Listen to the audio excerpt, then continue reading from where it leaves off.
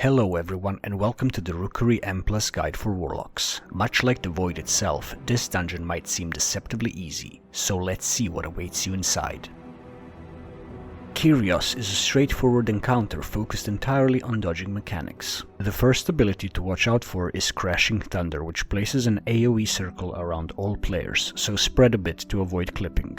On the other hand, Wild Lightning spawns ground circles that must be dodged. At 100 energy, Kyrioss flies to the center and begins casting Lightning Torrent, dealing pulsing party-wide damage every 3 seconds while summoning 4 rotating beams that stun and deal high damage on contact. During this phase, you'll be targeted by grounding bolts. It's best to stack together and dodge them in unison as a team. Once Lightning Torrent ends, Kyrioss dashes towards a random player with Lightning Dash, which must be avoided. After that, he cycles between Crashing Thunder and Wild Lightning until his energy fills again. Stormguard Gorren is also quite heavy on dodging, but it's also about managing space. Chaotic Corruption puts a dot on a random player and jumps to the nearest player upon expiration, leaving behind Chaotic Vulnerability, a debuff which makes that player take 300% more damage from Chaotic Corruption. The jump happens 3 times before dissipating. If you get the dot again while you have the debuff, pop some defensives. Also keep an eye out for Crush Reality. Every so often, Gorren will jump to a random player, smashing down and dealing damage to the entire party. This will cause void beams to emanate from that location and leave behind a lingering void pool. Lastly, the boss will cast Dark Gravity, pulling everyone towards him and doing pulsating damage to the party. This can be tricky and make Chaotic Corruption harder to pass to a non-debuff target, so coordinate with your group a bit. Voidstone Monstrosity is also mostly about positioning and zone control.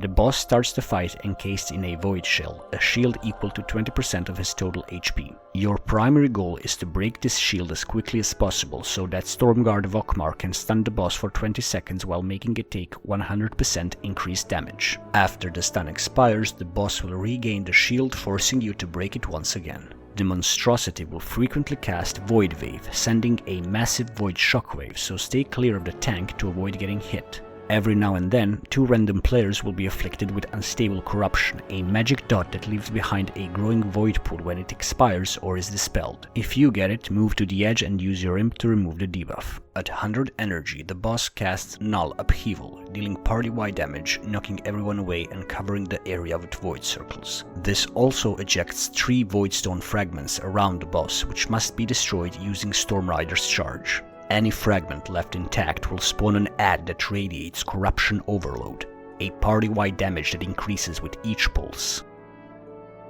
Trash mobs in the Rookery are also all about Void and Lightning. The first one you'll encounter is Quartermaster Koratite, who casts a frontal ability that launches forward orbs, which then return to him after reaching a certain distance. These orbs deal high damage both on their way out and back, so make sure to dodge them. If you position yourself on the tent above the place where the miniboss is, you can completely avoid this mechanic, but be aware that your melee pets and minions will just stand with you, not doing any damage. Koratite's second ability is a channeled directional shield that makes him immune to all damage from the direction he's facing for 4 seconds. Alongside the Quartermaster, you'll also fight Cursed Thunderers, who will frequently cast Lightning Bolt, adding consistent pressure to the group. After you finish this pack, you'll head to the landing zone of the Rookery, where you'll face several new threats. Void Riders cast Wild Lightning, which you'll need to dodge, and Localized Storm, which deals pulsing party-wide damage. Their unmounted counterparts, Unruly Rooks, channel Energized Barrage on a random player, dealing moderate damage. Both of these enemies can be significantly buffed by Cursed Rooktender's Lightning Surge, so make sure to interrupt him. After defeating Kyrioss, you'll start encountering Corrupted Oracles, who spam cast Void Bolts and apply Seeping Corruption, a cursed dot that drops explosive void pools under afflicted targets. You'll also come across Void Diffusers, who cast Arcing Void, placing a large circle around the target before dealing damage to them and anyone in the circle. They also put down Attracting Shadows, which pulls players towards it while pulsing damage. Once it expires, it deals huge damage to anyone caught inside. Void Cursed Crushers leap onto random players, dealing damage in a small area. If targeted, move away from others to avoid unnecessary splash damage. Afflicted Civilians are non-elite mobs who explode upon death, so keep your distance. After Gorren, you'll face Void Descendant, who casts Void Bolt. This version hits much harder than the one from Oracles, so don't let it go off. She also casts Feasting Void, which applies a dot and a heal absorb to the entire party. If you're using Imp, dispelling this will help your healer immensely. Her third ability is Void Wave, which sends out orbs that you'll need to dodge. The last new mob before Voidstone Monstrosity.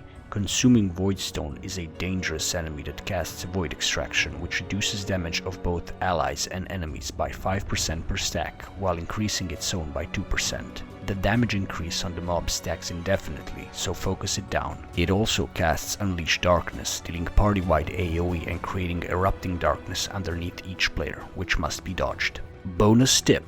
Right after defeating Kyrioss, you'll jump down to the next level using Stormrook's Feather. While descending, there are captured Stormrooks you can dash into with Lightning Charge. Doing so will free the Rook, giving you Stormrook's Favor for 5 minutes. While in combat, this buff deals extra nature damage to enemies. And that's everything you need to know to withstand the Void corruption of the Rookery. If you found this guide helpful, please hit that like and subscribe button, as it means so much to me. You can also watch me on my Twitch channel where I stream almost every day.